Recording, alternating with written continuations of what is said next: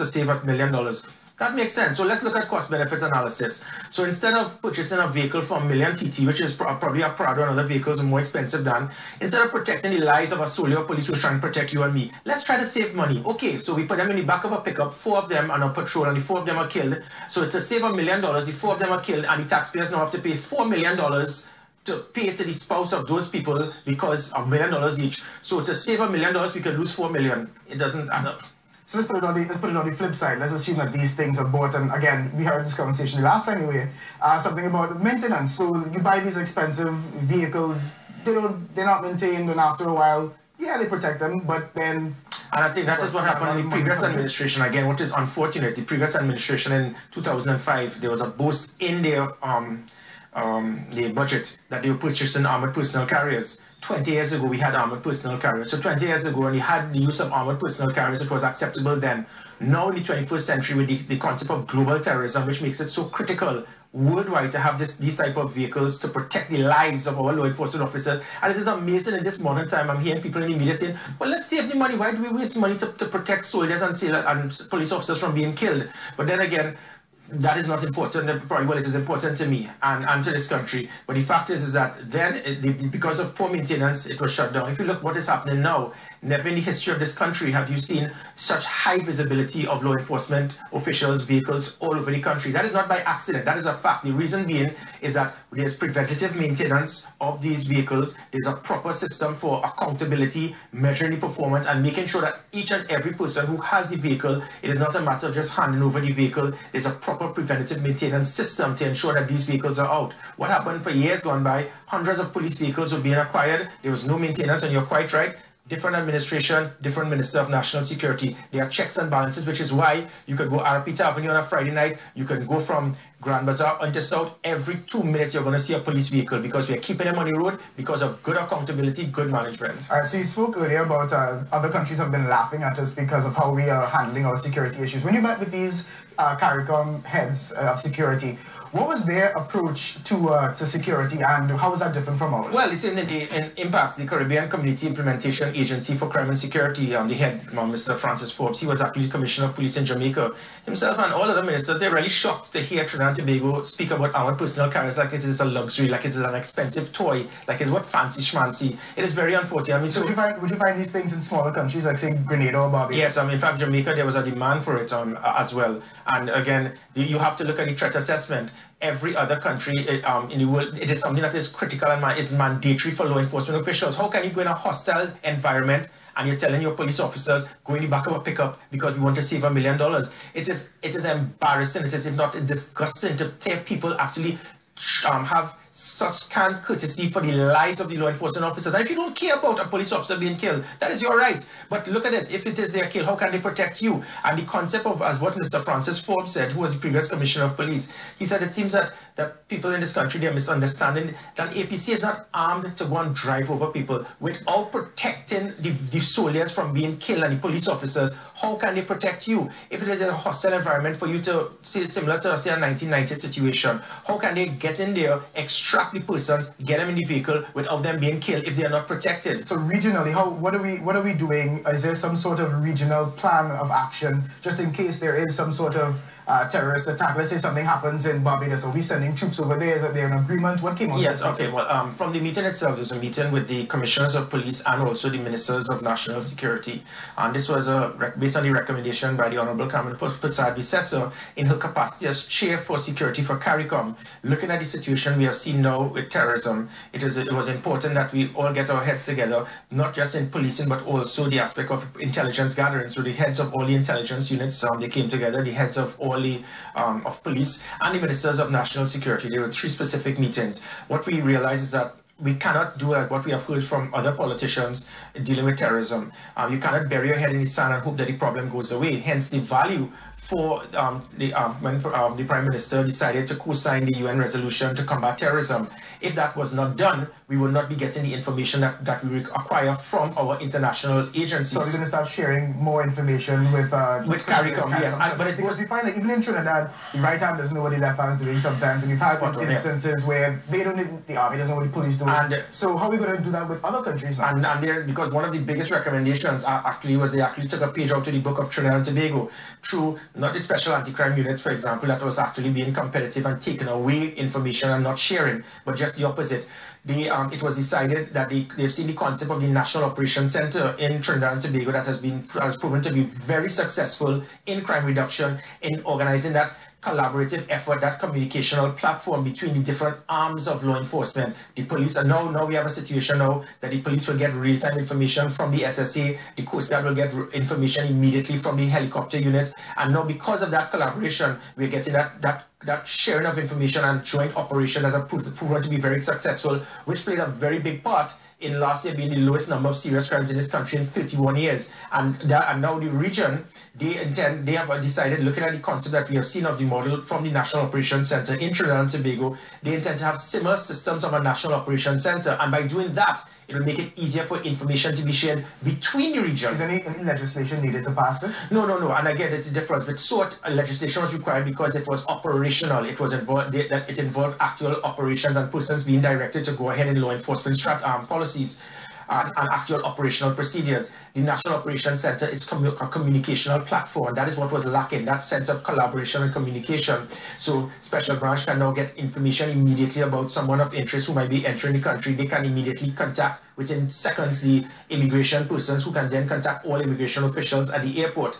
So the same is going to be done now within CARICOM, where we could get that sharing of information. I could tell you quickly, for example, if there's a person of interest on a British Airways flight, if we have the list of those persons of interest and we do not pass it on to St. Lucia, that person could land in St. Lucia, come off from St. Lucia, and then he can then remain, and St. Lucia will not be aware. So an instance like that with the first Ebola scare, wasn't it? When somebody was coming from England, and then they told the Trinidad that maybe he had a... And then they dropped off. So this actually exists right now. And yes, and so, but that was Senator Faris Alvario and I were playing table tennis. There was a little back and forth on Tuesday. 10 minutes. Do you have a better answer? You have 2 more days to come up with a... No, I don't need a better answer. The fact of the matter is, if like SWOT no longer exists, it was in the Ministry of National Security for all of a few weeks. So we did not even cut a check that was sent out. It was under the Ministry of Sport for a few years.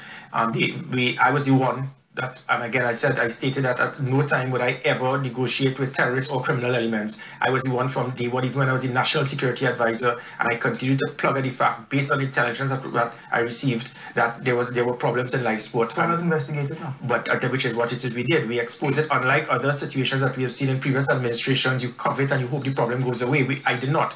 I pushed it, and the Prime Minister did. She had the political will to do what was correct. She pulled the plug, and immediately a police investigation was launched. With a police investigation, there will be all aspects of forensic checking, there will be proper auditing. So everything is done under the police investigation. So why bother to reinvent the wheel if there's a police investigation in the matter? What I would do... Is it illegal to do it? No, it isn't. But why bother to reinvent the wheel if it is already being done by the proper avenue? And what is sometimes 2 heads are better than one, and maybe you can come up with protocols. But then again, if it is that we say that, next thing people say, well, it's season to season. If the ministry decides to do an audit on itself on a situation, we know exactly what the result is going to be. Well, technically, you're not, as you just said, you're not doing an audit on yourself. You would technically be doing the audit on the Ministry of Sport because it started there. Well, but again, it'll be government doing an audit on itself, government to government. Whereas what we have done is the right thing, send it off to the hands of the police so it'll show there's proper transparency, it will be impartial, and the decision will be made and ships will fall where it may. What about a civil suit? That's what the Senator Faris. Well, again, it is important, I think, that the police will do their job. If it is that there's a possibility for a forensic audit to be conducted through the Ministry of National Security, I will speak with the Commissioner of Police and verify whether it makes any sense, because what I don't want to do is to just waste money to go up with a forensic audit when the police are actually doing their job, and whereas probably in the next few weeks, I do not know, maybe a few months, the Commissioner will say, no, there's going to be a final report, it will be sent to the DPP, and the chips will fall where it may, because because this was all the FIU and everyone else, so they were involved in the investigation. So that's why I try to make sure there's a difference between dealing with operations and policies. As a Minister of National Security, I'm very careful not getting involved into policing aspects and deal specifically with policies. I'm going to throw something out here. Do you know where Alan Roberts is right now? No, I don't. Do you? Well, this is kind of worrying that the Minister of National Security may not know where. But why should I? Because if there's an investigation going on into there's not an investigation ongoing with Alan Roberts. There's an investigation into live sports. Why isn't an investigation to Alan Roberts? He was the head of the. Well, that is why the investigation is being conducted by the police. So the question should be asked to the police about that, not Gary Griffith. Because let's go back to the information sharing. Maybe you might have. And that is why it is so careful. We're careful to ensure that the ministry or the minister will not be involved in an investigative process or forensic audit that may involve another minister or other aspects of the government. Hence the reason why we did the right thing and it's in the hands of the police. So the police, whether it is your minister or anybody, persons would be investigated if and when required. Alan Roberts is not a person of interest at this time. So neither am I. Neither you. He should be interviewed at least. Well, that is not for you or me to decide. That's for the police based on their investigation in the live sport program. All right, let's move on. Let's move on very quickly. How did I do there? Well, that's up to you. That's up to people to decide how you did. Let's move on very quickly. There was an incident that's been on social media with a soca artist driving alongside a police escort. They shot at him. Was that the right decision? Was that the right move by the police? Well, again, I do not make comments on matters that involve any operation unless it is a full report is given to me by the Commissioner of Police. What I can say is that I have noticed on many occasions there are persons who have abused and they are not aware of the basic protocols and security when heads of state or the police, they're involved in actually moving with sirens. I have seen it, and they join the convoy. It is a very dangerous practice. It is a dangerous practice when it says you do not move to the side. And again, sometimes I see people actually arguing and complaining, but there's a protocol there. It's not a matter of people just driving because they want to beat the traffic. There are specific situations that and this is not based on the president or the prime minister or someone making a decision to say, listen, telling the drivers, you need to go ahead, I do not want to be in traffic. If you remain static, you become a target, especially if it is that there's a pattern of your route movement. So because of that, what happens is that the special branch, they cannot remain in the traffic at the time if there's a pattern and people know exactly where they are going from. So with that, they move along in a convoy. Persons decide to join the convoy. It is a very dangerous practice. I would ask the public to support, and when it is you hear like you see a siren, you just move to the side and you do not join a convoy. All right. So is that in any way in terms of the country's preparation for terrorist activity? Let's assume that this guy following the convoy was a terrorist. Training that is taking place with the special branch and other arms of the law enforcement agencies to prepare for terrorist activity, which includes counter-terrorist activity to deal with anti-ambush drills, to ensure that if it is that is an ambush in a convoy, how it is to be dealt with. What you saw with that, those are the drills that were conducted by the special branch. They're very well trained in it. So and also the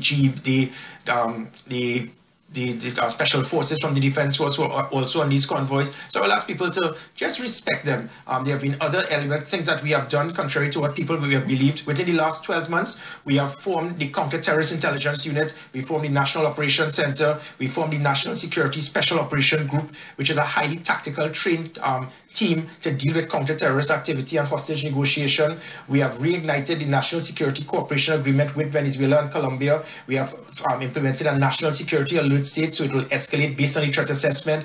We have established the regional security headquarters. We have also established a transnational organized crime unit and also a counter-trafficking unit that has improved Trinidad and Tobago's watch list by the U.S. State Department. So I can go on. All of this has been done in 12 months. So you said 10 seconds, but I'll give you that one. All right, let's talk this pepper spray incident. Is pepper spray legal in the country? Because I've seen it on sale on a counter in a cosmetic store in the East. Yeah. So what's your deal? I think we need to educate the public. It is a very technical situation. You see, this came out, if I recall, no hold to me, and there's a Noxious Substance Act or something in the 1970s. In those days, you didn't have pepper spray, and we have held on to that act. Because of that act, it means that someone cannot use any compressed type of spray, and it will be against the law. But again, you can use insect repellent, can also be used as a noxious substance that you could spray on someone. The fact of the matter is the pepper spray now is it is seen as that type of noxious substance. Is it something that you would recommend that women get to protect themselves? I would strongly recommend it, but it cannot be used now because we have to change the. So this is something that you might have to change in legislation. And how hard is that to do? It is. I'm drafting it right now. Hopefully, the next month or two. Hopefully, I'll have it prepared to send. And the importance of it, people will complain. I remember when I brought this up last year. People said, no, the criminals will use this. Well, that's true. But the students can use it and go in the classroom and spray other students. So how do you control it? And the license, just like age limit. It is just like a firearm. It is not to say, well, let us not give a firearm because somebody could use it for the wrong reasons. It is how you use it. A hockey stick is used to play hockey, but if you use it as a weapon, you're not going to ban a hockey stick. But the fact is, pepper spray has proven to be very effective to save many persons from being raped or kidnapped. You just need that few seconds to escape. It is something that can be very effective. If it is, you cannot have access to the use of a licensed firearm. And definitely, students in school should not be using this. It is not, and that is it. It is how you use the item, and if you use it in the wrong manner, it is not to say that this becomes something that is taboo and it should be you blacklist it. It needs to be controlled, and people need to be aware of how it is to be used. Even some similar. Criminals, they have also used it. But if a criminal uses a pepper spray, most of the time they use pepper spray because they just want to be involved in to steal something rather than a firearm or any dangerous object. Because it's pepper spray, what it does, it shuts you down, it burns your eyes burn, you can't see for just about 20-30 seconds, and then you're okay. It is not like a taser. All right, thanks a lot. That's a great discussion. It's a great jump-off point for when we have the president of Tutor After. I want to thank Gary Griffith for being with us. This is